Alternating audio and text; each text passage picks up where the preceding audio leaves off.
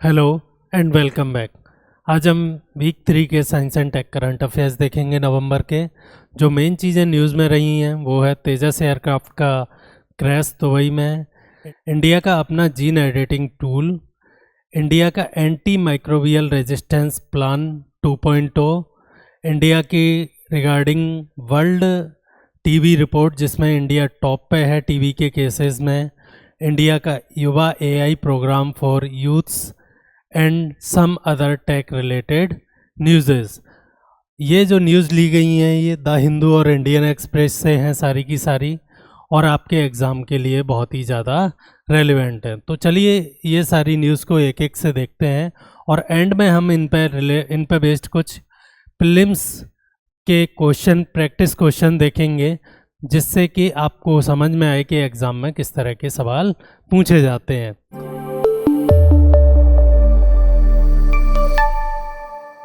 तो हमारा पहला टॉपिक है तेजस का दुबई में एयर शो और क्रैश। दुबई में बेसिकली कुछ दिन पहले एक एयर शो चल रहा था जिसमें मल्टीपल कंट्रीज़ पार्टिसिपेट कर रही थी। हुआ ये कि एक कॉम्प्लेक्स मैन्यूवर के दौरान हमारे Indian pilot with Tejas aircraft crash हो जाते हैं ग्राउंड में, और इसके बाद तेजस काफ़ी चर्चा में आ जाता है। जो पायलट मरे हैं इस दुर्घटना में उनका नाम है नमस सयाल, हिमाचल प्रदेश के एक गांव के रहने वाले व्यक्ति थे ये। और ये तेजस का जो तेजस एयरक्राफ्ट है उसका पास्ट 20 मंथ में सेकेंड क्रैश है या सेकेंड एक्सीडेंट है। इससे तेजस पे और जो इसको बनाने वाली PSU है, public sector unit, government of India की जो कंपनी है हिंदुस्तान एरोनॉटिक्स लिमिटेड, उस पर काफ़ी सारे सवाल खड़े होने लगे हैं, क्योंकि ये इंडिया का एकमात्र एयरक्राफ्ट है जो कि हमने खुद डेवलप किया है। तो ऐसे में इसका क्रैश होना इंडिया की जो डिफेंस एबिलिटीज़ हैं उनको काफ़ी डेंट करता है, इंडिया की इमेज को काफ़ी नुकसान पहुंचाता है। ये तो रही बात न्यूज़ की कि एग्जैक्टली हुआ क्या है, बट UPSC जो सवाल पूछता है वो न्यूज़ से रिलेटेड पूछता है या उसके बेसिक्स से पूछता है। आपको हो सकता है ये दो चीज़ें ना पूछी जाएं, बल्कि क्या पूछा जाए कि तेजस एयरक्राफ्ट क्या है, इसको किसने डेवलप किया है और कौन प्रोड्यूस कर रहा है और कौन यूज़ कर रहा है। तो थोड़ा सा हम लोग तेजस एयरक्राफ्ट के बारे में देख लेते हैं। अगर मैं तेजस की बात करूं तो तेजस को डेवलप किया है, जो इसकी फ्रेमवर्क है उसको डेवलप किया है aeronautical development agency under ministry of defence. एक एजेंसी है, एक ऑर्गेनाइजेशन है जस्ट लाइक इसरो, उसने इसे डेवलप किया है। मतलब इसका जो ढांचा है, जो इसका स्ट्रक्चर है, जो फ्रेम है, जो बॉडी है, वो किसने बनाई है? ADA ने। इसको वंस दिस इज डेवलप्ड, इसको किसको सौंप दिया गया था? Hindustan aeronautical limited, A PSU owned by government of India. ये PSU क्या होती हैं? ऐसी कंपनीज जिसमें मेजॉरिटी ऑफ स्टेक 51% से ज़्यादा स्टेक किसका हो? गवर्नमेंट का हो, चाहे वो स्टेट गवर्नमेंट का हो सकता है, चाहे वो सेंट्रल गवर्नमेंट का हो सकता है। तो HAL एक लिस्टेड कंपनी है जिसने इस विमान को प्रोड्यूस करना शुरू किया, टेक्नोलॉजी डेवलपमेंट का काम किया था ADA ने। यहाँ पे एक बात और समझना ज़रूरी है, जो ये विमान है इसकी पूरी फ्रेम वगैरह सारी चीज़ें इंडिया ने डेवलप की हैं, एक्सेप्ट फॉर वन थिंग, एक चीज़ को छोड़ के, वो एक चीज़ थी या है इसका इंजन। भाई इंजन हमने नहीं बनाया है। इंडिया अभी जेट इंजन्स बनाने में उतना सक्सेसफुल नहीं हुआ है। कुछ कावेरी नाम का एक इंडिजिनस जेट इंजन डेवलप किया जा रहा है DRDO के अंडर, बट वो अभी कम्प्लीटली डेवलप नहीं हुआ है। तो जब तक कावेरी डेवलप नहीं होता है तब तक हमने जनरल इलेक्ट्रिक, एक US की कंपनी है, आप सब जानते होंगे, इलेक्ट्रिकल अप्लायंसेस में इसका खूब नाम आता है, उन्होंने हमको इसके जेट इंजन्स प्रोवाइड किए हैं। तो हम जेट इंजन्स, जो इसमें इंजन लगा हुआ है सिंगल इंजन, वो किससे ले रहे हैं? USA से। ठीक है। हाल ही में कुछ दिन पहले एक कुछ $1 बिलियन मतलब 9,000 करोड़ रुपए, रुपीज 9,000 करोड़ की एक डील हुई है। किसके बीच में? हिंदुस्तान एरोनॉटिक लिमिटेड और जनरल इलेक्ट्रिक के बीच में। किस लिए? करीब 100 इंजन, करीब 100 इंजन्स जी प्रोवाइड करेगा तेजस के लिए। किसको? हिंदुस्तान एरोनॉटिक्स लिमिटेड को। ये जो एयरक्राफ्ट प्रोड्यूस होंगे ये मेनली कौन यूज़ करने वाला है? Indian air force.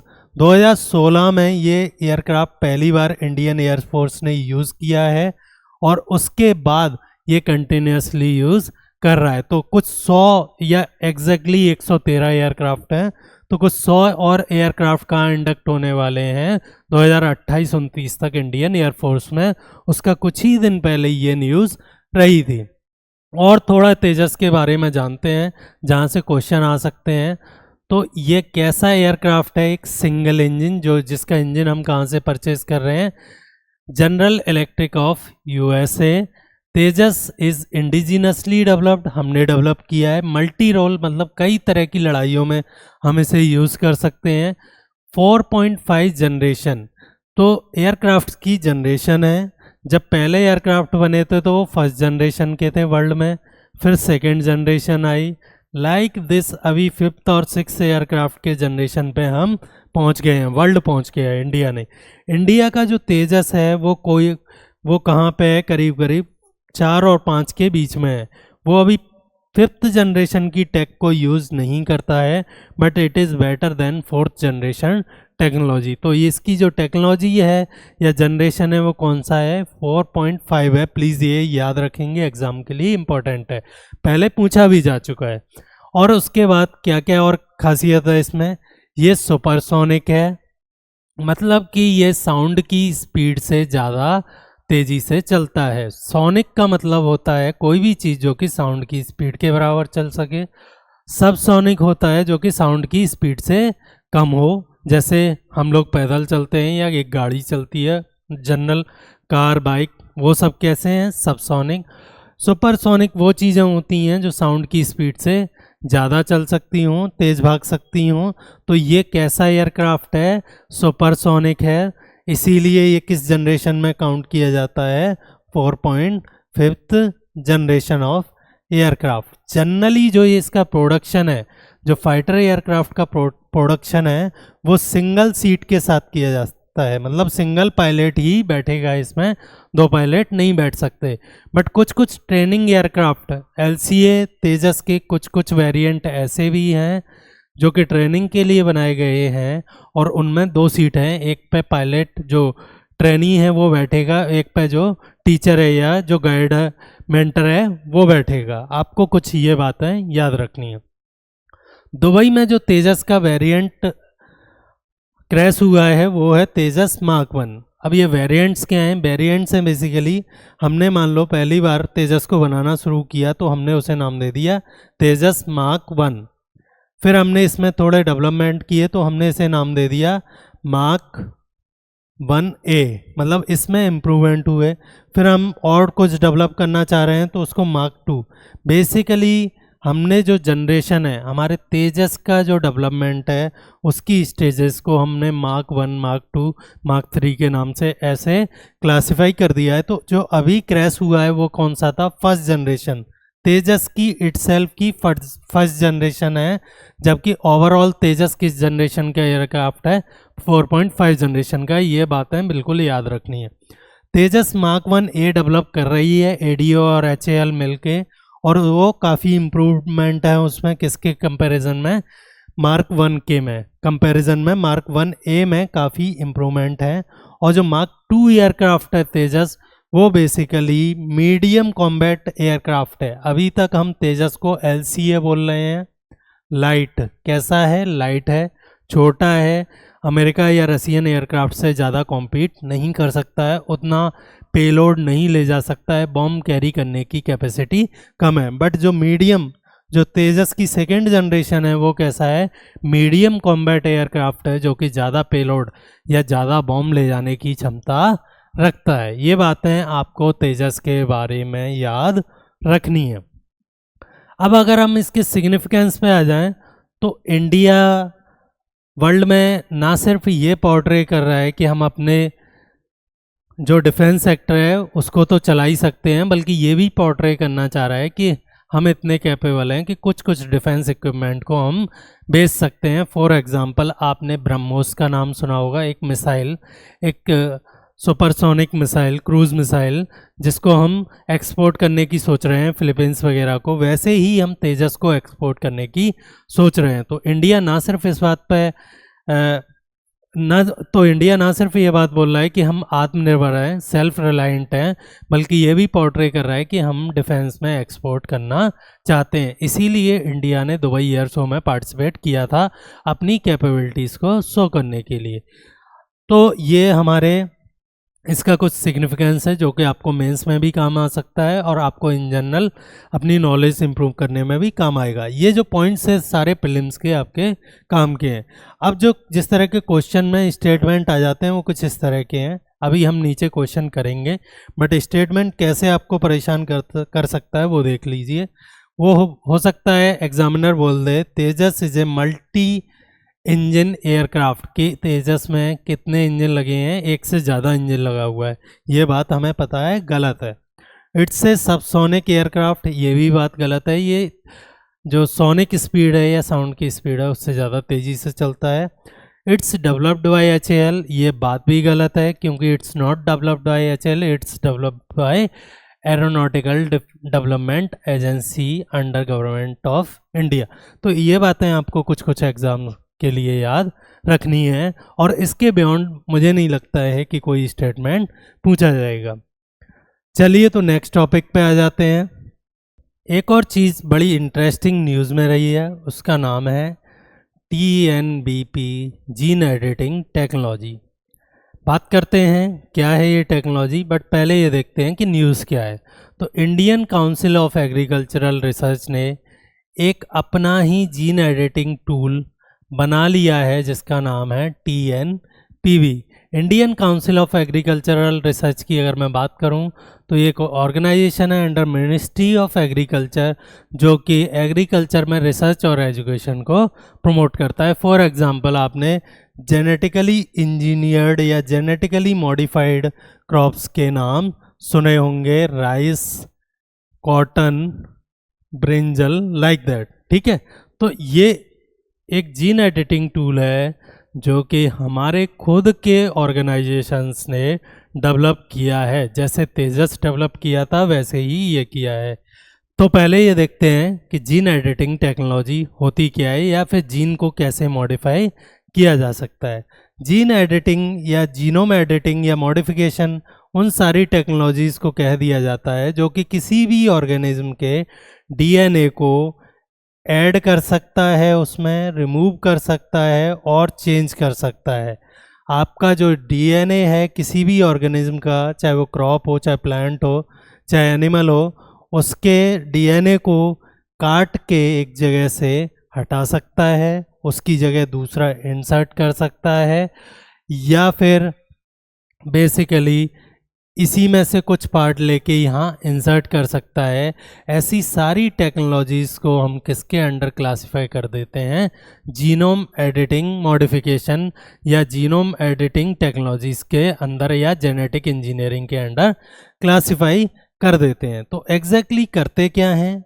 एग्जैक्टली ये होता है कि एक RNA राइबोन्यूक्लिक एसिड नाम की चीज़ और एक प्रोटीन, दो चीज़ें होती हैं जीन एडिटिंग टेक्नोलॉजी में। पहला तो है RNA, दूसरा है प्रोटीन।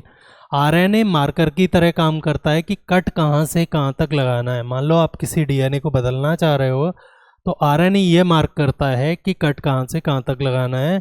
प्रोटीन एक्चुअली सीजर की तरह काम करती है, एक कैंची की तरह काम करती है और एक्चुअली वो कट लगाती है। और प्रोटीन का ही काम रहता है कि जो नया DNA है उसको ले जाके कहाँ फिट करना है, जो कट वाला सेक्शन है उसमें फिट करना है।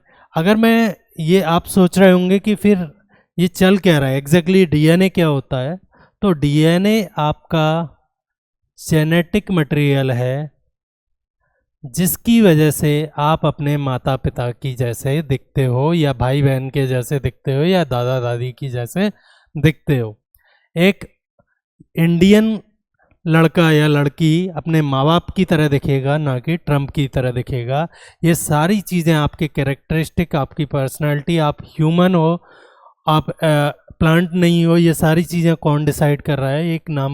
एक मॉलिक्यूल जिसका नाम है डीऑक्सी राइबो न्यूक्लिक एसिड। अगर हम इस मॉलिक्यूल को चेंज कर सकते हैं तो ये कुछ वैसा है जैसे एक सिस्टम के सॉफ्टवेयर को चेंज कर दें। अगर हमने सॉफ्टवेयर चेंज किया है तो सिस्टम डिफरेंटली काम करने लगेगा। वैसे ही अगर हम जेनेटिक मटेरियल या डीएनए को चेंज करते हैं तो फिर वो सिस्टम, वो एनिमल, वो प्लांट, वो बॉडी बेसिकली डिफरेंटली काम करने लगेगी। जिस तरह हम काम करवाना चाहते हैं उस तरह के हम डीएनए उसमें डाल सकते हैं, या फिर जिस तरह का नहीं करवाना चाहते हैं उसे हम रिमूव कर सकते हैं। ठीक है, ये है जीन एडिटिंग की बेसिक टेक्नोलॉजी। इसके फ़ायदे क्या हैं? जो अभी इंडिया ने TNBP प्रोटीन डेवलप की है, जो कि जीन को काट सकती है और उसे मॉडिफाई कर सकती है, डीएनए को काट सकती है और मॉडिफाई कर सकती है। उसके फ़ायदे क्या हैं? पहला फ़ायदा है कि जो वर्ल्ड में पहले से टूल एग्जिस्ट कर रहे थे जीन एडिटिंग के लिए, लाइक क्रिस्पर Cas9 या Cas12a, एक पहले से जीन एडिटिंग टेक्नोलॉजी एग्जिस्ट करती है वर्ल्ड में, बट वो कैसी है? पेटेंटेड है। ठीक है, हमें उसके लिए रॉयल्टी वगैरह या पैसा पे करना पड़ता था।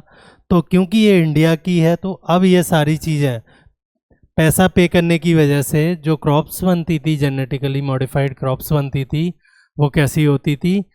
बेसिकली कॉस्टली होती थी। बट अब खुद की जीन एडिटिंग टूल डेवलप करने की वजह से हम चीपर, है ना, सस्ते दामों में अपनी जेनेटिकली मॉडिफाइड क्रॉप्स या जेनेटिकली मॉडिफाइड ऑर्गेनिज्म को प्रोड्यूस कर सकते हैं।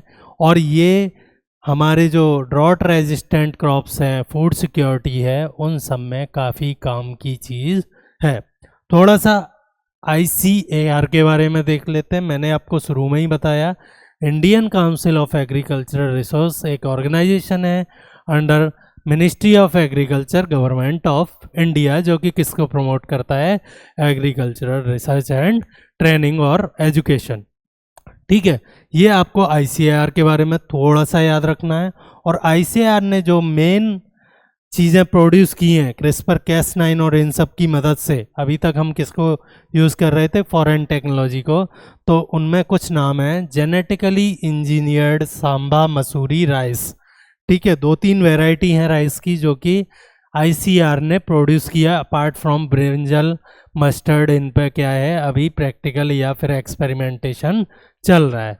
तो आपको इस आर्टिकल में 2-3 चीज़ें याद रखनी है। पहला तो ICAR किसके अंडर काम करता है, इसका मेन फंक्शन क्या है, जीन एडिटिंग क्या होती है और इसके क्या यूजेस हैं, और Indian gene editing tool develop होने से हमारे लिए क्या फ़ायदे हैं। ये बातें आपको इस आर्टिकल से याद रखनी है, या की टेक अवेज हैं इस आर्टिकल के। हमारा थर्ड रिलेटेड आर्टिकल है। अभी हम पहले क्या कर रहे थे? जीन को एडिट कर रहे थे, जीन को बदल रहे थे। बट एक और प्रॉब्लम सामने आई है जो कि एग्जैक्टली जीन एडिटिंग से रिलेटेड नहीं है, बट जीन से रिलेटेड है। हम जीन्स को, DNA को मॉडिफाई नहीं करेंगे यहाँ, बल्कि कुछ और हो रहा है। अच्छा, इससे पहले कि आप जीन्स या जीन्स बार बार सुने, मैं थोड़ा सा क्लियर कर देता हूँ कि DNA, जीन्स और क्रोमोसोम, आपने ये तीनों नाम सुने होंगे, होते क्या है? अगर मैं DNA की बात करूं तो ये एक डबल हेलिकल मॉलिक्यूल है जो कि किससे जुड़ा हुआ है? हाइड्रोजन बॉन्ड से। जिसके डबल हेलिकस, जो ये स्ट्रैंड्स हैं, वो किससे जुड़े हुए हैं? हाइड्रोजन बॉन्ड से। ठीक है, हेलिकल है। ठीक, ये बात आपको याद रखनी है। इसका कुछ पार्ट, DNA का कुछ सेगमेंट क्या कहला दिया जाता है? जीन्स। और इसी का बहुत बड़ा पार्ट, DNA का बहुत बड़ा पार्ट क्या कहला दिया जाता है? क्रोमोसोम। अगर मैं क्रोनोलॉजी या फिर एक हायरार्की देखूं तो DNA सबसे छोटा है, उसके बाद जीन्स आता है। DNA से ही मिलके क्या बना है? जीन्स हैं। और जीन्स से मिलके क्या बने हैं, क्रोमोसोम बने हैं। फॉर एग्जांपल किसी भी नॉर्मल ह्यूमन में 46 क्रोमोसोम होते हैं या फिर 23 पेयर होते हैं। 23 इंटू 2 करोगे आप तो आपको कितने क्रोमोसोम मिलेंगे, 46। 23 माँ से 23 पिता से, इसीलिए इन्हें हमेशा किस में रखा जाता है, पेयर में रखा जाता है। ठीक है, आपको ये समझ में आ गया कि डीएनए, जीन और ये सारी चीज़ें क्या है। अब हम बात करते हैं फार्मेकोजीनोमिक्स क्या है, इसका मेडिसिन से क्या लेना देना है, फार्मेसी से क्या लेना देना है, क्या हम यहाँ पे जीन्स को एडिट कर रहे हैं या कुछ और करने की कोशिश कर रहे हैं। तो पहले आप ये न्यूज़ पढ़िए थोड़ा कि अगर मैं किसी एक ड्रग को 2 ग्रुप्स को दे रहा हूँ तो हो सकता है वो एक ग्रुप के लिए सूटेबल हो और दूसरे पे एडवर्स इम्पैक्ट्स या एडवर्स इफेक्ट्स दिखा रही हो। ये स्टडी काफ़ी ज़्यादा सामने आ रही हैं। तो इसकी वजह से मतलब अगर मैंने एक सेम ड्रग को 4 पॉपुलेशन को दिया, ठीक है, तो वो चारों पर डिफरेंटली एक्ट कर रही है। इसकी वजह से कई सारे ड्रग्स कुछ लोगों को तो फ़ायदा पहुंचा रहे हैं बट कुछ लोगों को नुकसान पहुंचा रहे हैं। तो क्या किया जा सकता है, किया ये जा सकता है कि हम ड्रग्स के पॉपुलेशन बेसिस पे इफ़ेक्ट्स को स्टडी करें, कि ये देखें कि जिस पॉपुलेशन में एक पर्टिकुलर टाइप का डीएनए है या जेनेटिक मटेरियल है, क्या वो ड्रग्स उसको सूटेबल है या नहीं है। फॉर एग्जांपल मान लीजिए एक ड्रग है, ठीक है, इसको हमने एक पॉपुलेशन पे अप्लाई किया या यूज़ किया, उनको कोई डिजीज़ थी उस पर हमने यूज़ किया, तो यहाँ पे हमें पता चल रहा है कि ड्रग दोनों इफ़ेक्ट्स प्रोड्यूस कर रही है, एडवर्स भी, ठीक है, उल्टे इफेक्ट भी, एडवर्स इफेक्ट भी प्रोड्यूस कर रही है और बीमारी को क्योर भी कर दे रही है। मतलब साइड इफ़ेक्ट्स भी हैं बट बीमारी भी ठीक हो जा रही है। इस पॉपुलेशन पे हमने ट्राई किया drug not toxic and not beneficial, तो हमें पता चला ना तो ड्रग के पॉजिटिव इम्पैक्ट्स हैं ना नेगेटिव इम्पैक्ट्स हैं। सिमिलरली इस ग्रुप पे हमने किया तो पता चला खाली एडवर्स इम्पैक्ट आ रहे हैं, गलत इम्पैक्ट आ रहे हैं बट बीमारी ठीक नहीं हो रही है। और यहाँ पता चला कि कोई भी साइड इफ़ेक्ट नहीं है और जो बीमारी है वो ठीक हो जा रही है। तो ये ड्रग बेस्ट सूटेबल है किसके लिए, इस पॉपुलेशन के लिए। इस तरह की स्टडीज़ जो कि फार्मेसी के जेनेटिक वेरिएशन इस तरह की बेसिकली इस तरह की स्टडीज़ जो कि फार्मेसी के जेनेटिक वेरिएशंस पर इम्पैक्ट को दिखाती हैं, किस तरह जेनेटिक वेरिएशन एक ड्रग के इफ़ेक्ट्स को कम कर सकता है, ज़्यादा कर सकता है, अच्छा कर सकता है, बुरा कर सकता है। ऐसी स्टडीज़ को या ऐसे यूजेस को हम क्या बोल देते हैं, फार्मेकोजीनोमिक्स। फार्मेकोजीनोमिक्स, ठीक है। जेनेटिक स्टडीज़ का यूज़ कहाँ पे, ड्रग्स देते वक्त करें। इसके फ़ायदे क्या हैं या एप्लीकेशंस क्या हैं, ठीक है। तो यहाँ पे ये डेफिनेशन लिखी हुई है, ठीक है। How a person's gene genetic material influence the way their bodies respond to a medicine. Same medicine है, डिपेंडिंग ऑन जीन वो क्या है, उसका रेस्पॉन्स क्या है, वेरिएबल है। तो इसको हम कहाँ यूज़ कर सकते हैं, कार्डियोलॉजी में, साइकियाट्री में, ऑन्कोलॉजी बेसिकली कैंसर के ट्रीटमेंट में, कि कोई एक पर्टिकुलर ड्रग एक ग्रुप को सूटेबल है और दूसरी ड्रग किसी दूसरे ग्रुप को सूटेबल है। आपको फार्माकोजेनोमिक्स में सिर्फ इतना याद रखना है कि ये ड्रग्स का प्रिसाइज एप्लीकेशन है, प्रिसाइज यूज़ है बेस्ड ऑन जेनेटिक इंफॉर्मेशन। इससे ज़्यादा आपको इसमें कुछ भी याद नहीं रखना है। नेक्स्ट टॉपिक आ जाते हैं हम, national action plan on anti microbial resistance 2.0। पहले तो आप न्यूज़ देख लेते हैं कि गवर्नमेंट ने अभी एक नेशनल एक्शन प्लान लॉन्च किया है, किस पे, AMR, एंटी माइक्रोबियल रेजिस्टेंस 2.0। इस पर एक नेशनल एक्शन प्लान लॉन्च किया है। हम इसे देखते हैं बट पहले ये देख लेते हैं एक्चुअली इसकी ज़रूरत क्या पड़ी। WHO ने अभी बोला है कि 2022 में जो AMR से रिलेटेड डिजीज़ या फिर उनकी उस प्रॉब्लम से रिलेटेड जो डेथ्स हैं वो करीब कितनी है, 50 लाख, 5 मिलियन है, करीब कितनी है, 50 लाख। और उनमें से सबसे ज़्यादा डेथ अगर मैं सिंगल कंट्री को पॉइंट आउट करूं तो वो इंडिया में है। तो इससे एक साफ सवाल साफ खड़ा होता है कि AMR क्या है और इसे कैसे कम किया जा सकता है। क्या कोई ये कोई नई डिजीज़ है, या फिर ये डिजीज़ के स्प्रेड होने को बता रहा है, या फिर ये डिजीज़ जो कॉम्प्लेक्स डिजीज़ हो गई हैं उनको बता रहा है। ठीक है, तो AMR देखते हैं। AMR बेसिकली कुछ नहीं है, एक सिंपल सी चीज़ है जिसमें मान लो एक बैक्टीरिया था या एक वायरस था। ठीक है, मान लो एक बैक्टीरिया था, एक वायरस था, उस पर पहले कोई ड्रग काम करती थी। ठीक है, ये दोनों क्या है, मर गए, बट कुछ महीनों बाद, कुछ सालों बाद ये दोनों क्या है, या इनमें से कोई एक क्या है, जिंदा है। ऐसी सिचुएशन जहाँ पर ड्रग्स क्या है, जिस माइक्रोब के लिए वो बनी थी, जिस बैक्टीरिया वायरस को मारने के लिए वो बनी थी, वो उस पर काम करना बंद कर दे, इसे हम क्या बोलते हैं, AMR। ये ड्रग TB भी हो सकती है, कैंसर भी हो सकता है, किसी पर्टिकुलर बीमारी का वायरस भी हो सकता है, कोरोना वगैरह भी हो सकता है, तो ये कुछ भी हो सकता है। ठीक है, AMR है basically in general resistance of microbes to antibiotics. जो हम ड्रग्स खा रहे हैं, एंटीबायोटिक्स खा रहे हैं, उनके अगेंस्ट वायरसेस, बैक्टीरिया, फंगाई, ठीक है, एल्गी और जो माइक्रोब्स हैं जो हमें नुकसान पहुंचा सकते हैं, उनका रेजिस्टेंस, उनका प्रतिरोध। ठीक है, ये कई तरीके से डेवलप हो सकता है। पहला जो सिंपल तरीका है वो है, जैसे कि आप अपने माँ बाप से पैदा हुए हो लेकिन एग्जैक्टली अपने माँ बाप जैसे नहीं दिखते हो। ये किसकी वजह से है, जेनेटिक वेरिएशन की वजह से है। तो हो सकता है पहले जो बैक्टीरिया था वो उस ड्रग से मर जा रहा हो, बट बाद में जो उसकी ऑफ स्प्रिंग है या उसकी जो नेक्स्ट जनरेशन है, वो जेनेटिक वेरिएशन की वजह से उस ड्रग से ना मर रही हो। फिर यही जो वायरस बैक्टीरिया हैं वो और फैल गए हों, और जो जेनेटिक वेरिएशन है या जो चेंज है वो और ज़्यादा हो गया हो, तो वो भी उस ड्रग से नहीं मरेंगे। और एक और चीज़ होती है, एक सिंपल सी चीज़ और होती है इसी में, कि मान लो कोई वायरस और बैक्टीरिया है जो कि पहले किसी ड्रग से अधमरा हो जा रहा है या मर जा रहा है, कुछ समय खाने पे ये कैसा हो जा रहा है, अधमरा हो जा रहा है। ठीक है, थोड़ा बहुत मर गया है बट फिर भी जिंदा है, या फिर ज़्यादा समय खाने पे मर जा रहा है। बट क्या किया आपने, कोई ड्रग, पर्टिकुलर ड्रग कुछ समय के लिए लेके छोड़ दी। अभी ये जो बच गया है, ये बैक्टीरिया जो बच गया है, ये अब दोबारा अगर आप इसे सेम ड्रग दोगे तो अब ये मरने वाला नहीं है। उसके जीन्स में कुछ वेरिएशन, कुछ चेंजेस आ गए जिसकी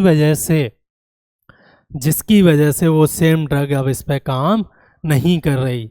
वैसे ही है कि किसी राजा को आपने लड़ाई में हरा के छोड़ दिया, तो ये मत समझिए कि आपकी जो जीत है वो कंप्लीट हो गई है। जब तक वो मरा नहीं है तब तक ऐसा हो सकता है कि अगली बार वो स्ट्रांग होके आ जाए और आपको हरा दे। फॉर एग्जाम्पल पृथ्वीराज चौहान वगैरह की कहानियाँ आपने सुनी होंगी। एग्जैक्टली कुछ वैसे ही जेनेटिक स्केल पे या मॉलिकुलर स्केल पे AMR, एंटी माइक्रोबियल रेजिस्टेंस, काम करता है। इसकी वजह से जो ड्रग्स पहले काम करती थी डिजीज़ेस के लिए, वो काम करना बंद कर गई हैं, और इसकी वजह से जो इंक्रीज हुआ है इन डेथ्स ड्यू टू AMR, है ना, जो डेथ में इंक्रीज हुआ है वो करीब कितना है, 5 मिलियन डेथ्स है, जो कि 50 लाख के करीब बैठती हैं पूरे वर्ल्ड में।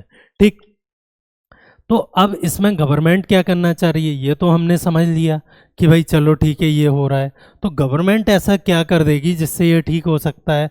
तो पहला है कि जहाँ भी AMR, जहाँ भी बैक्टीरिया चेंज हो रहा है, डेवलप हो रहा है, ऐसी चीज़ों को, है ना, चाहे वो गंदे नाले हों, चाहे वो हॉस्पिटल्स के वेस्ट हों, चाहे वो किसी एनिमल का पेट हो, ठीक है, चाहे वो एनवायरनमेंट हो, जहाँ पे भी AMR डेवलप हो रहा है उसे जल्दी से उसे जल्दी से डिटेक्ट किया जाए और उसे जल्दी से जल्दी डिस्ट्रॉय किया जाए, उसे ह्यूमंस तक ना पहुंचने दिया जाए। इसी को हम क्या बोलते हैं, वन हेल्थ सर्विलांस। चाहे वो एनवायरनमेंट में डेवलप हो रहा हो, चाहे एनिमल्स में, चाहे ह्यूमंस में, तो इसको वहीं पे डिटेक्ट किया जाए, अर्ली वार्निंग्स वगैरह, और फिर डिस्ट्रॉय किया जाए। इसके लिए गवर्नमेंट ने मल्टीपल लैब्स बनाई हैं। इसी से रिलेटेड एस्पेक्ट है इसी वाले से कि जो फार्मा और कंपनीज हैं, हॉस्पिटल का वेस्ट है, वो जनरली बहुत खतरनाक वायरस या बैक्टीरिया कंटेन करता है, तो उसको प्रॉपरली डिस्पोज ऑफ किया जाए, उसमें इनको पनपने का या फिर इवॉल्व होने का या डेवलप होने का समय ना दिया जाए। दूसरा है इन्फेक्शन। पहली बात तो कोशिश करें, prevention is better than cure वाली बात है कि इन्फेक्शन को प्रिवेंट करें हम स्प्रेड होने से। फॉर एग्जांपल जैसे कोरोना में हमने सोशल डिस्टेंसिंग यूज़ की थी, ठीक है। Then wise use of antibiotics, मैंने बताया अगर आप किसी दवाई को आधा लेके छोड़ देते हो, आधे दिनों तक जितना वो लेना था, तो वो जो वायरस है, बैक्टीरिया है, वो आधा ही मरेगा, उसके बाद वो फिर एक अच्छे वेरिएंट में डेवलप हो जाएगा जो कि आपको समस्याएं खड़ी कर सकता है। तो वाइज यूज़ ऑफ एंटीबायोटिक्स, ना तो ये बिना डॉक्टर की सलाह के खानी है, और जब भी आप खा रहे हैं तो आप कंप्लीट कोर्स इसका करें। और expansion of laboratories on AMR research, ये सब किसका पार्ट है? हमारा national action plan on AMR 2.0। इसका बढ़िया एग्जाम्पल है AMR का टीबी। आपने देखा होगा, जो कि हमारा नेक्स्ट टॉपिक भी है, आपने देखा होगा कि कई लोगों को टीबी हुआ, ठीक है। ट्यूबरक्लोसिस एक बीमारी, कॉमन बीमारी है, ठीक है। उन्होंने 8 महीने का जो 8 मंथ्स का जो कोर्स होता है, उसमें से कुछ 5 महीने दवा लेके उन्हें लगा ठीक हो गए, इसके जो बैक्टीरिया थे वो कुछ थोड़े बहुत रह गए, ठीक है, कुछ अधमरी अवस्था में, अभी कंप्लीटली डाई नहीं हुए हैं वो, ठीक है, डोरमेंट स्टेज में रह गए, और फिर उन्होंने मेडिसिन लेना छोड़ दिया, और फिर ये एक ऐसी चीज़ में डेवलप हो गया जो कि पहले जो ड्रग्स ली जा रही थी उससे हम नहीं मर रहे हैं। किसकी वजह से? AMR की वजह से। हम देख रहे हैं कि पूरे वर्ल्ड में जो टीबी है, ट्यूबरक्लोसिस का जो बैक्टीरिया है, वो इवॉल्व हो रहा है, और जो पहले ड्रग काम करती थी, अब वो ड्रग इन पे काम नहीं कर रही हैं, ठीक है। इसकी वजह से मल्टीपल ड्रग्स क्या हो गई हैं? टीबी के अगेंस्ट बेकार हो गई हैं। क्या हो गई हैं? बेकार हो गई हैं। तो इससे एक नाम आता है MDR TB, multi drug resistance TB. इसके पीछे जो फेनोमेनन है वो क्या है? एंटी माइक्रोबियल रेजिस्टेंस, जो हमने पिछले आर्टिकल में देखा है। अच्छा, हम देखते हैं कि टीबी वाली बात आई कहाँ से। अभी एक रिपोर्ट आई है टीबी की, ग्लोबल टीबी रिपोर्ट नाम है उसका, और उसमें ये बोला गया है कि 2025 तक इंडिया ने पहले बोला था कि हम 2025 तक, 2015 में बोली थी ये बात, 25 तक हम क्या है टीबी को एलिमिनेट कर देंगे, कंप्लीटली एलिमिनेट कर देंगे, बट ऐसा नहीं हुआ है। अभी भी इंडिया में वर्ल्ड के लगभग 28% केसेस और 30% डेथ रिपोर्ट की गई हैं, जो कि शॉकिंग है। 28 लाख केसेस और करीब 2.5 लाख डेथ्स बहुत ज़्यादा है, ठीक है। तो वो रिपोर्ट की गई हैं इंडिया, अभी जो ग्लोबल टीबी रिपोर्ट है उसमें। तो ये जो टॉपिक है वो आपके प्रीलिम्स और मेंस के लिए, ये मेंस के लिए भी उतना ही इम्पोर्टेंट है जितना प्रीलिम्स के लिए है, और ये one of the highest global disease burden है on India due to TB. तो ये दोनों बातें हमें याद रखनी है। अब थोड़ा सा देखते हैं हम ये डिजीज़ क्या है। इवोल्यूशन हमने देख लिया टीबी का, कि टीबी किससे होती है भाई? एक एयरबॉर्न बैक्टीरिया, एक ऐसा बैक्टीरिया जो कुछ समय तक हवा में जिंदा रह सकता है और हवा के थ्रू स्प्रेड होता है। ऐसे बैक्टीरियाज या वायरसेस को हम क्या बोलते हैं? एयरबॉर्न बैक्टीरिया, ठीक है। तो ये एक ऐसी डिजीज़ है जो कि एक बैक्टीरिया से होती है, ना कि वायरस से। किससे फैलती, किसके थ्रू फैलती है? मीडियम है एयर, और इसका नाम है माइकोबैक्टीरियम ट्यूबरक्लोसिस। जो वर्ड आया है टीबी, वो कहाँ से आया है? ट्यूबरक्लोसिस से, ठीक है। और ये रेस्पिरेटरी ड्रॉपलेट्स बेसिकली हवा के थ्रू, या खांस रहे हो आप, छींक रहे हो, उससे फैल रही है। इसमें जो MDR है या फिर ड्रग रेजिस्टेंस टीबी है, वो फेनोमेनन हमने देख लिया है। अब समस्या या फिर बात ये सामने आती है कि जब पूरा वर्ल्ड अपने केसेस को रिड्यूस कर पाया है, तो फिर इंडिया क्यों नहीं कर पा रहा? तो पहली वजह है इंडिया में कोर्स का कंप्लीट ना करना। 8 महीने के कोर्स को लोग पूरा नहीं करते हैं, 5 महीने में छोड़ देते हैं, उससे जो बैक्टीरिया है वो इवॉल्व हो जाता है और जो पहले ड्रग उस पर काम कर रही थी अब काम करना बंद कर देती है। इसी को हम क्या बोल देते हैं, ड्रग रेजिस्टेंट टीबी। AMR का one of the best example है पूरे वर्ल्ड में, ठीक है। सेकेंड है माल न्यूट्रिशन की वजह से बच्चे और जो एडल्ट्स हैं या जो बूढ़े हो चुके हैं, ठीक है, वो सब के सब कैसे हैं, थोड़े वीक हैं, उनकी इम्यूनिटी क्या है, खराब है। इम्यूनिटी क्या होती है कि कोई भी वायरस बैक्टीरिया आ रहा है तो आपका शरीर उससे लड़ पा रहा है या नहीं, इस बात को हम क्या बोल देते हैं, इम्यूनिटी। तो माल न्यूट्रिशन की वजह से आपकी इम्यूनिटी सही से डेवलप नहीं हो पाती है और ये जो बैक्टीरिया हो सकता है कभी आपको सिम्टम्स ना दिखाए एक हेल्दी पर्सन में, वो एक अनहेल्दी पर्सन में सिम्टम्स या माल नॉरिश्ड पर्सन में सिम्टम्स दिखाने लगता है, वो फैलने लगता है, उसको आपकी बॉडी कंटेन नहीं कर पाती। थर्ड है मिस्ड केसेस। अभी भी हम सिर्फ 92% of cases are reported in India, still 8% are missing, ठीक है। इसकी वजह से इन एक्सेस टू ट्रीटमेंट और जो नंबर ऑफ डेथ्स हैं वो किसकी वजह से बढ़ जाती हैं, जो ये 92%, जो ये 8% लोग रह गए हैं जिन्होंने कभी रिपोर्ट ही नहीं किया और वो उस डिजीज़ से बिना चेकअप करवाए बिना कुछ करवाए मर जाते हैं सीधे। तो जो नंबर ऑफ डेथ्स हैं वो कुछ इसकी वजह से भी बढ़ी है। जो प्रोग्राम है टीबी एलिमिनेशन का प्रोग्राम है, उसमें गवर्नमेंट 2 चीज़ें कर रही है। इसके 2 कंपोनेंट्स हैं, प्रधानमंत्री टीबी मुक्त भारत अभियान और निक्षय पोषण योजना, ठीक है। पोषण योजना में जो टीबी पेशेंट्स हैं उनको फ्री में फूड और न्यूट्रिशन दिया जाता है, ठीक है। और ये जो बाकी के इसके कंपोनेंट्स हैं उसमें मेडिकल हेल्प, चेकअप से लेके डिटेक्शन चेकअप, ठीक है, उसके कंप्लीट ट्रीटमेंट को पूरा कौन बियर करती है, गवर्नमेंट ऑफ इंडिया। इस प्रोग्राम के चलने के बावजूद भी पोलियो की तरह अभी तक हम टीबी को एलिमिनेट नहीं कर पाए। एक इम्पॉर्टेंट बात जो यहाँ छूट गई है, जो कि हो सकता है आपको पहले से पता हो, कि टीबी किसको इन्फेक्ट करती है जनरली, आपके पल्मोनरी सिस्टम को, आपके लंग्स को, जनरली किसको इम्पेक्ट करती है, लंग्स को। ऑल्दो टीबी कई और जगह हो सकती है, बट मैं फिर बोल रहा हूँ टीबी आपको ब्रेन की भी हो सकती है, स्टमक की भी हो सकती है, बहुत सारी तरह बैक्टीरिया कहीं भी फैल सकता है। बट जो इजीएस्ट टारगेट इस बैक्टीरिया को मिलता है, जो दलदली कंडीशन है मिलती हैं बेस्ट कंडीशन, वो कहाँ मिलती है, पल्मोनरी या लंग्स वाले पार्ट में, तो ये सबसे पहले वहाँ फैलता है, ठीक। इतना आपको ये एग्ज़ाम के लिए काफ़ी है। बट ये वाला जो टॉपिक था टीबी वाला, ये आपके मेंस के सोशल वेलफेयर और सोशल जस्टिस में भी यूज़ होने वाला है, ये पेपर 3 में भी यूज़ होने वाला है और प्रीलिम्स के लिए तो बहुत इंपॉर्टेंट है ही, तो इसको थोड़ा सा मेंस के पर्सपेक्टिव से भी प्रिपेयर करेंगे। लास्ट हमारा जो टॉपिक है 6th टॉपिक, वो है युवा एआई।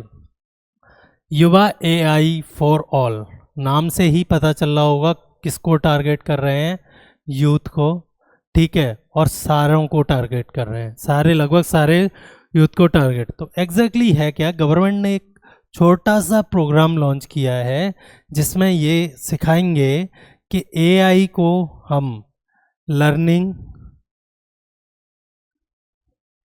प्रोडक्टिविटी और जॉब्स के लिए कैसे यूज़ कर सकते हैं, लर्निंग, प्रोडक्टिविटी और जॉब्स के लिए कैसे यूज़ कर सकते हैं। ये इम्प्लीमेंट किया जाएगा स्कूल लेवल पे, जो स्कूल गोइंग चिल्ड्रन है उनके लिए है, ठीक है। और ये है क्या, 3 से 5 घंटे का 3 to 5 hours video, recorded video lecture program है, जिसको आप अपने पेस पे देख सकते हो। और इसका पर्पज़ है कि जो यूथ है, जो युवा है, उसको एआई के एप्लीकेशन से या एआई के फ़ायदे से अवेयर कराना है। जैसे प्रधानमंत्री जन धन योजना फाइनेंशियल इंक्लूजन करना चाहती है, वैसे ही युवा एआई फॉर ऑल क्या करना चाहता है, जो एआई का बूम है उसमें सबके पार्टिसिपेशन को बढ़ावा देना चाहता है, डिजिटल इंडिया को प्रमोट करना चाहता है, नॉलेज इकोनॉमी को प्रमोट करना चाहता है। इसमें जो एक और इम्पोर्टेंट बात है, बाकी आप पढ़ लीजिएगा, वो सिर्फ ये है हमारे एग्ज़ाम पॉइंट ऑफ व्यू से कि ये किसके द्वारा चला जा रहा है, ministry of education under government of India, और जो सेकंड पार्टनर है वो है central board of secondary education, वो इसे रन करने वाला है, ठीक है, स्कूल्स में। सो इसका अगर हम सिग्निफिकेंस वैसे मैंने आपको बता दिया, दोबारा देखें तो कुछ ऐसा है, एक्सेसिबल बनाना है एआई को, जैसे फाइनेंशियल इंक्लूजन था, जो डिजिटल डिवाइड है उसको कम करना है, नेशनल एजुकेशन पॉलिसी 2020 को प्रमोट करता है, safe and ethical use AI का सिखाता है, and AI driven jobs innovation और प्रोडक्टिविटी में हेल्प करता है। ये जो पार्ट है ये आपके मेंस के लिए, प्रीलिम्स में भी स्टेटमेंट आ सकते हैं, बट मेंस के लिए बहुत इंपॉर्टेंट है इंटीग्रेशन के लिए, ठीक है, कि कैसे हम डिजिटल इंडिया या फिर यूथ की जहाँ अनएम्प्लॉयमेंट की बात आती है वहाँ पे कैसे युवा एआई काम कर सकता है। तो ये तो थे हमारे टॉपिक्स जो लास्ट वीक के करंट अफेयर्स रहे हैं साइंस एंड टेक से। इनसे क्वेश्चन किस प्रकार के बन सकते हैं वो अब हम देख लेते हैं कि आपको वो कैसे फंसा सकता है। चलिए, तो पहला क्वेश्चन है हमारा टीवी पे, वो बोल रहा है कि जो 25% केसेस हैं वर्ल्ड के, उससे ज़्यादा कहाँ रिपोर्ट किए गए हैं, इकलौते इंडिया में। ये बात बिल्कुल सही है।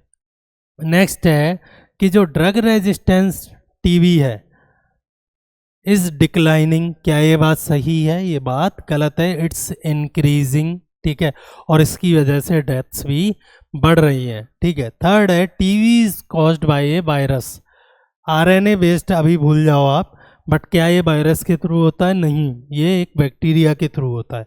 अच्छा, ये आरएनए और डीएनए बेस्ड दो तरह, वायरस दो तरह के होते हैं वर्ल्ड में इन जनरल, वो हैं आरएनए बेस्ड और डीएनए बेस्ड।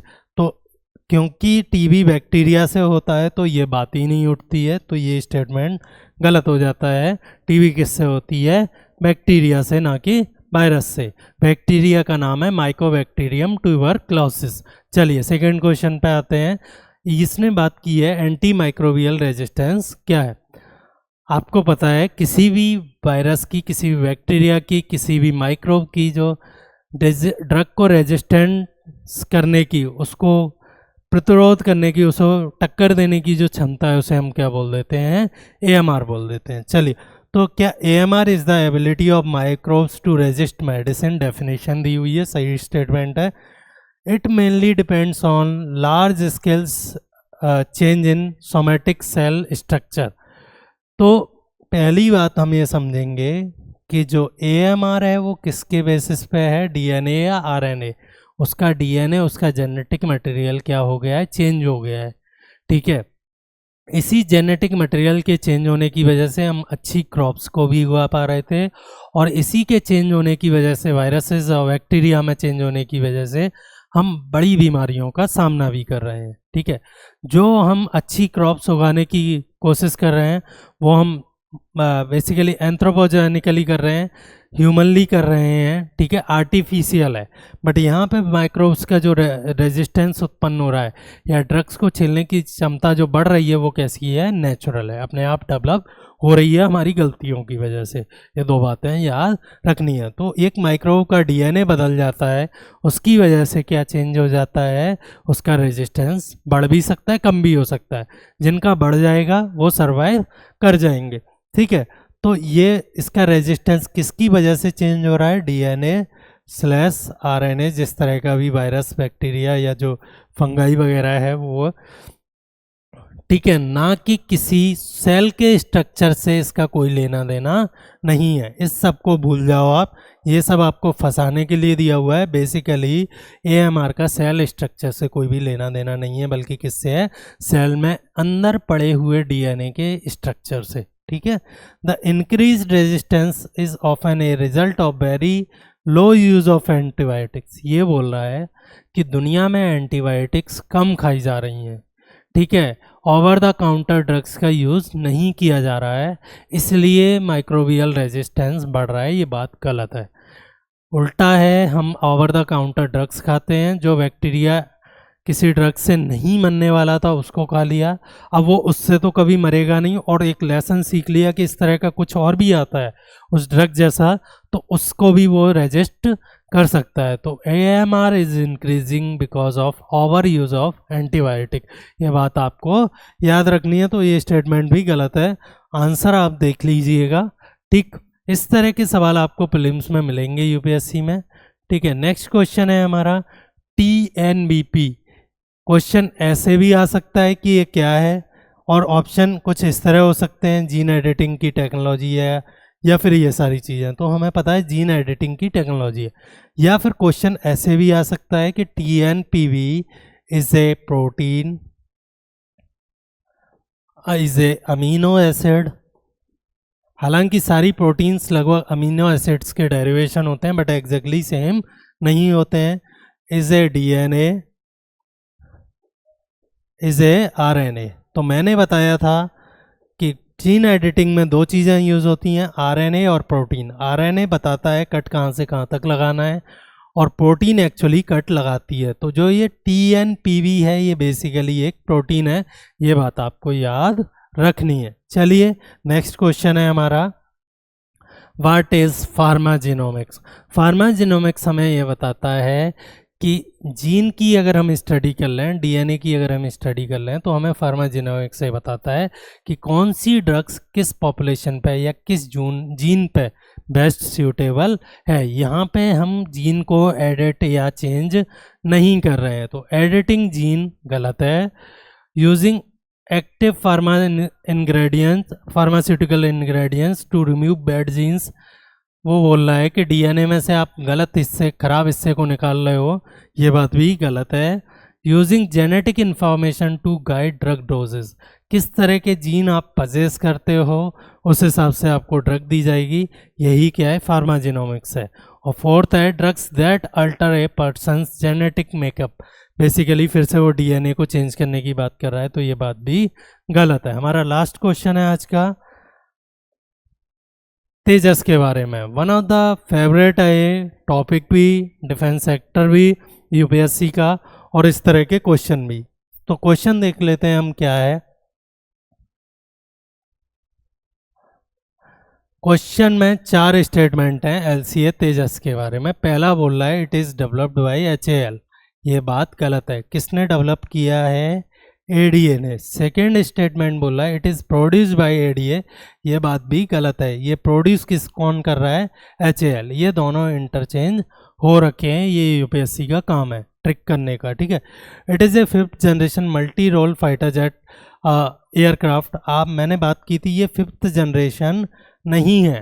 ठीक है, अमेरिका की जो F सीरीज है, F-32 वगैरह है, वो किस में आते हैं, 5th जनरेशन में आते हैं। हमारा जो तेजस है वो कौन सा है, अभी कुछ आधे में है, 4 और 5 के बीच में है, तो ये स्टेटमेंट भी गलत है। It is A supersonic aircraft, हमने बात की थी, ये ये साउंड की स्पीड से ज़्यादा तेज़ भाग सकता है। ठीक है, तो ये एक कैसा एयरक्राफ्ट है, सुपरसोनिक एयरक्राफ्ट है।